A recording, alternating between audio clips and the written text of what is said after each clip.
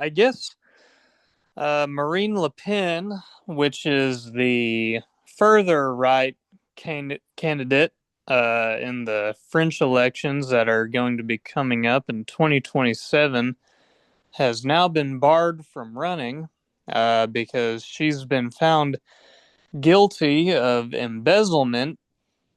And, the charges to me seem. I think the charges mirror, the charges brought against Trump and the lead up to the 2024 election over here. I think I think there's a trend going on where we have these further right populist type leaders, and I guess you could call it the establishment kind of seemingly conspires to get rid of them through some legal means.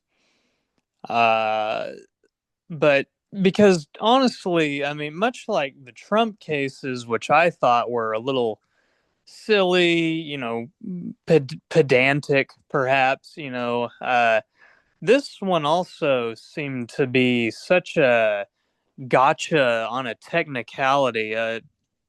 So Le Pen was like a member of the European Parliament from 2004 to 2017.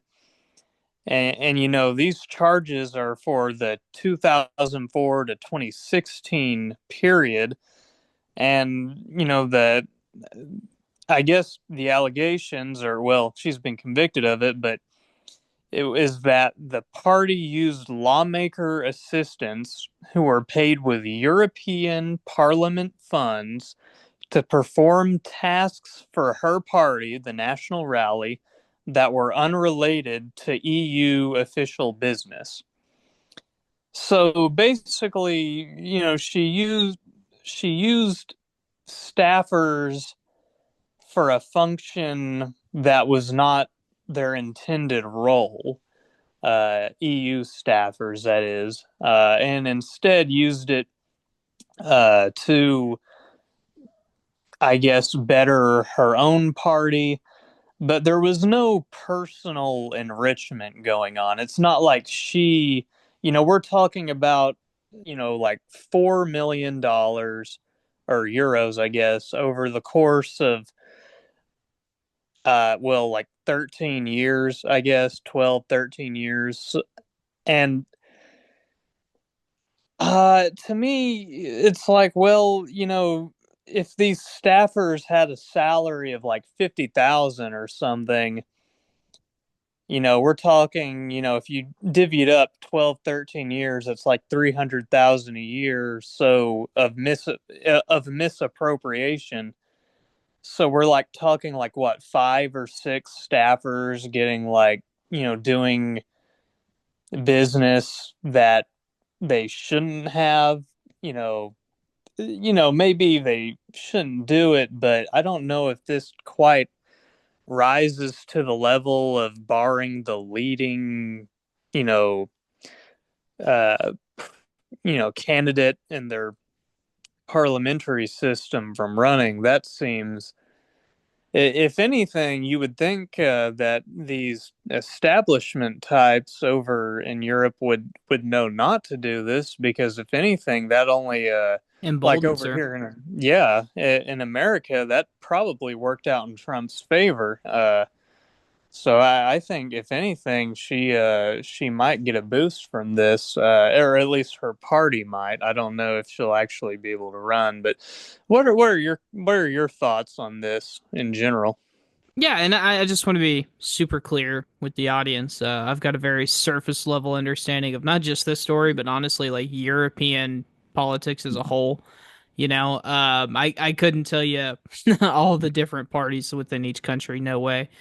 But this woman, evidently, first of all, did you know that crime that she is, I guess, convicted guilty of, it wasn't even illegal until 2016. So, Yeah, uh, yeah. so a year of it was so. But I mean, I just think that it's crazy. And to be fair, she is a pretty far right.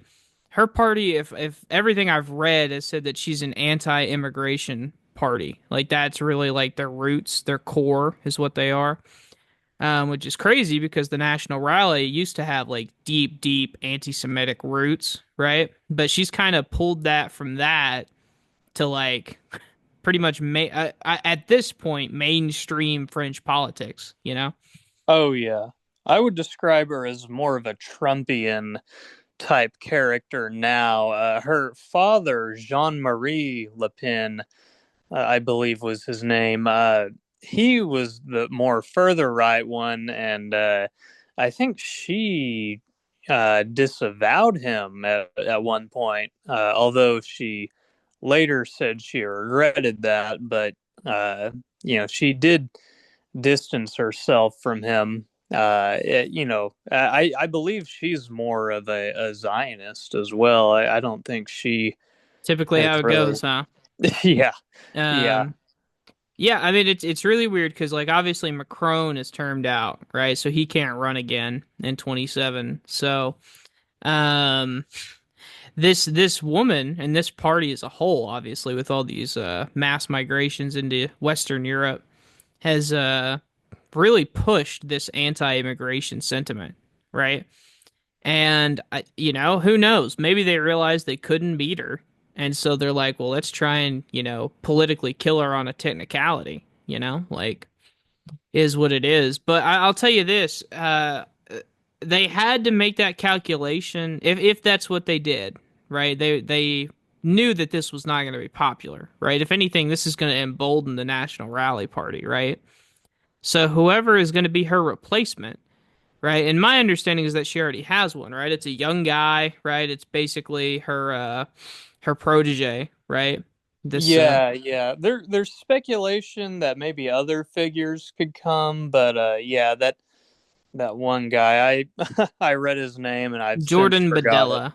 Jordan Yes, Badella. yeah, Yeah. something. Yeah, Um yeah, I mean it's going to embolden him. So if you're right and this is like a witch hunt where they just happen to win, right? I mean, then they had to make that calculation thinking that either that Jordan Bardella guy is going to be not as bad, he's either going to be easier to work with, or he has less of a chance of winning, right? Which, who knows if that's accurate, right? If any of those calculations are accurate at all, right? Um, I mean, from everything I've read, this woman was literally like one of the front runners for this presidency, oh like yeah. Her party was polling at, I believe, 37% recently is the figure I've been hearing. That 37 to 40% range. So that, I mean, that in a parliamentary system, that's that's quite a few. ridiculous. Yeah. Oh yeah. Yeah, that's unbelievable actually. Um Oh yeah, to have a just I mean, I'm sure that that's a plurality because I don't know exactly how many, parties there are, but there are like five or six, I think.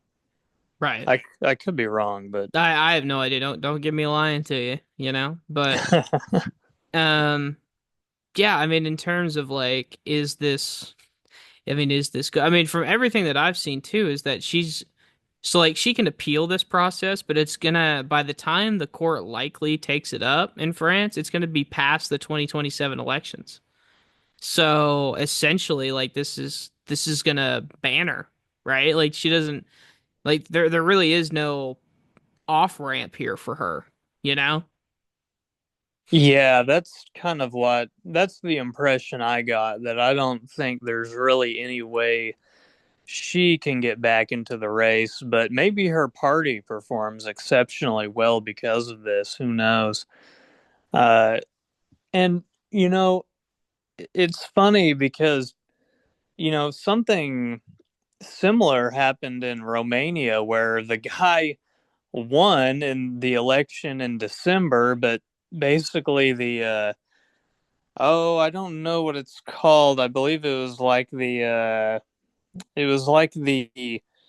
Romanian election authority or something. They overturned the election and then barred him from running in the in May, for his second chance. So it's just so anti-democratic.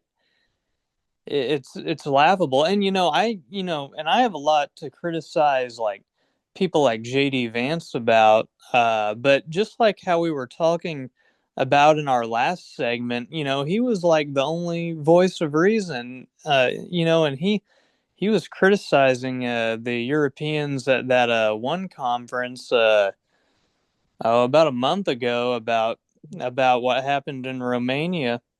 Hmm. And they would do well to listen because this is just ridiculous. I mean, it's happening all over the Western world where they're really just taking up these. Well, to be fair, I mean, you got to understand, right? Like, I mean, in Europe, they have a reason, and I mean a real reason to be hesitant of like any far right political movement in their, they haven't had a good history. Um, and that's not even just saying the no fun party, right? You know what I'm saying? Like it's not the 1930s German no fun party. It's even if you exclude that one, right? Like Italy, the Britain fascist movement, like all of that is like pretty much hell, the National Rally's origins started as an offshoot from the 1930s no fun party, right? Like these are and I'm not saying that these people today are sympathetic or even agree with a lot of that stuff. That's not what I'm saying. I'm saying that like Europe as a whole, the elites, especially the establishment, like they are incredibly weary of any sort of like populist nationalist movement on the right because it just hasn't really worked out the best for everyone in the past. You know what I mean? Oh well, yeah, but I get that, but on the other hand, I think they need to break out of this like psychological prison that they are basically imposing upon themselves. I think just because bad things have happened in the past doesn't mean you have to forfeit your own country to foreigners. Right, right, right. Yeah. What I was saying, I mean, it's not so much an argument. It's actually not even really an argument, right? It's more of just like that's just like an observation of like how they feel, you know? Oh yeah, Uh, I know what you mean. Yeah, yeah, because I mean that's just how they are. That's how, especially Germany. I think Germany is probably the worst case of it. They're just so stricken with guilt that they can't. I mean, there are like limits on how far right or how far left you can be in that country. You can't be a radical at all. yeah, and it's really weird too because like the centrist party is basically the one doing this, right? Well, it's not the centrist party, but you know what I mean. Like they're the ones orchestrating the French justice system and the Romanian justice system, right? Hmm. And they're supposed to be these champions of democracies, the great defenders of democracy. And then the second it's like, oh shit, we might not be able to win this next election. Well, I guess we got to just make them ineligible to be voted for. Then we can't lose to them. And it's like, yeah, well, this is backwards logic, right? Like you can't campaign yourself as the champions of democracy and then not respect the will of the people. You know what I mean? Like you can't only be for democracy when you win. That's not really it's not really how this is supposed to work. At least the right will just be like, yeah, democracy sucks. We're a republic, Yeah. like Yeah, I will say, they should really just give up the pretense and just be like centrist authoritarians, I guess, because I would almost respect them more for it if they would just go all the way and say, "Hey, these people are, like almost like national security threats, and we're just not going to let them win." Like that, Romanian guy, that Kalin Georgescu. He was pro-Russian basically, or relatively pro-Russian, and well, is a that's kind of a big problem right now. So you might not want a NATO country being so willing to play ball with Russia at this critical juncture. So I totally get it on one hand, but That I think if they're going to go down this route, they should just drop the pretense because people can't. I feel like the masses cannot abide hypocrisy, but if you do like tell them like, hey, we're just going to be like authoritarian, like, and that's just how it's going to be. I think they can stomach that better than they can stomach the contradiction. But Yeah, which is weird, right? Isn't that just yeah, completely crazy? Like it's sort of like they would like you to be like, "Hello, we're going to be openly authoritarian. How do you like that?" Like yeah, yeah. It is a weird thing about human psychology, but I think people would be able to stomach it better if you just say it outright, as opposed to like dilly, not dilly dallying, but dancing around it and having this facade of like liberality when in reality you don't want a free system. You want to maintain your own power, but yeah, yeah, no, 100%. I mean, I just I can't believe that this is where we are. I think we're in for an interesting, like, I think the West is having an identity crisis as a whole right now. And you feel free to chime in on what you think that means or if you agree, but I feel like the West is looking for a new, well, hell, a new era, right? Like, they're trying to figure out what direction they want to go in politically, culturally, morally, like, and this is especially in the area for immigration. I think immigration is really the what cracked this egg. I mean, it happened here, it happened there. Um, oh I, yeah, I really think it really does all come down to immigration because uh you know which it ultimately comes down to race as well. I mean, people just the people in the West are feeling like they're being replaced, and in some states that's, I guess, more so the case than others. Uh, but there's just going to be such a backlash to it, and there has been already. And I think the more it gets repressed, the more it's just going to like fester. I think honestly it could be. I mean, with the trends we're seeing now, I mean, I don't think it's crazy to say like democracies as we have known it will not exist in the same way in like 30 years time. I think we could see dramatically different systems all across the Western world. yeah, I don't disagree. I feel like I mean, we're definitely moving more autocratic. You know what I mean? Like it's just kind of the way that we're going. But I don't know that it's like a for sure thing. I think eventually we'll snap back but who knows. I mean, like the the Romans and the Greeks tried it, right? And then we went 1,000 years and everyone was like, can you believe we used to let everyone vote? Isn't that just ridiculous? I mean, that is totally possible, right? Maybe we'll get to an era where it's like, yeah, only we the powerful, we the rich are gonna rule. We'll be in a techno feudalism, right? As Steve Bannon Oh says, yeah. techno feudalism. Have the Elon Musks running us.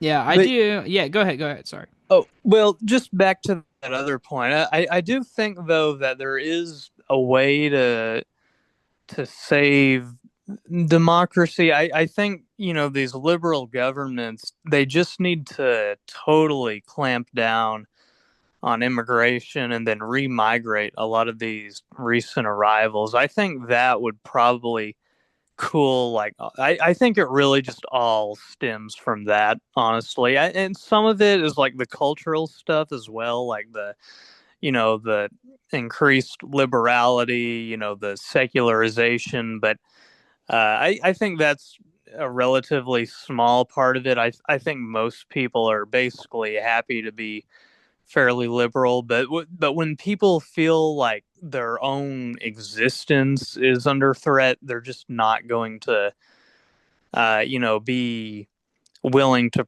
They're not going to be in favor of what the ruling party if they feel like they're being replaced. So I think if these liberal democracies can just clamp down on that, then they could probably restore their standing. I don't know if they have the will to or if Hmm. they can, but that to me, just bird's eye view, I think that would solve all the problems right there. But Yeah. Now I will say too, just about this whole thing. I mean, if these are like real embezzlement charges, like I mean, you also can't have a criminal, right?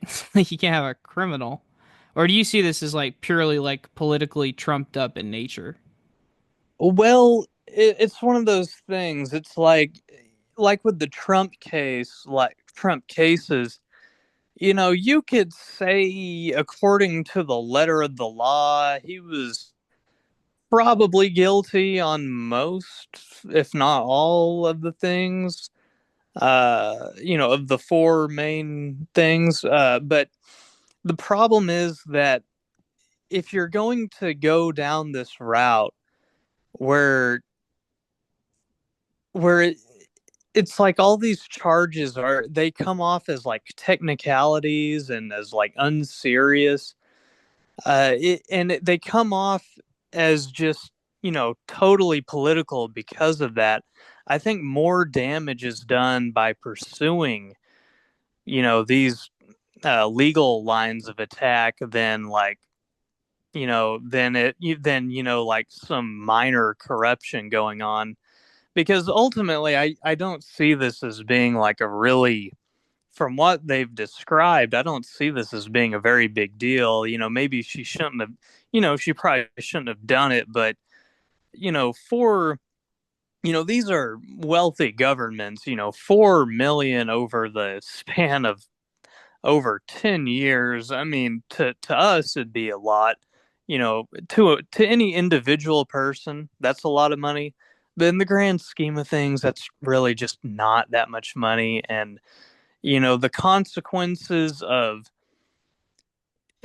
this intangible like consequence of like barring the leading candidate in these elections from running is just so much greater than $4 million over the span of 13 years. Like it just pales in comparison. So I just think it's just silly to get. Yeah, I mean you're just doing damage to people's faith in democracy when you do this. So Yeah, that's according really to the my letter, concern. That's yeah. really my concern is it's kind of hard to think because like, people when they think of like free speech, they're like, okay, that's important. And freedom of okay, well that's important, right? But when they think of democracy, there's like this ever declining view that like it's really kind of overrated. And it's easy to have that feeling now when we have it. You know what I mean? Hmm. Like it when democracy's not here, right? Your entire voice, because then all your freedoms go away because you're basically democracy is a mechanism for everyday people to make sure that they have rights protected by the government. Because if you don't have a democracy, then basically you're just at the whim of whatever autocrat you elect or whatever nobility is around you, like and some people would still argue that yeah, that's what makes it awesome, but like obviously most people don't believe that. But they just don't understand it. They just think that like, oh, like I just want my guy to be in power forever. Like Oh yeah, yeah. Most people don't take a more principled stand, I suppose. right.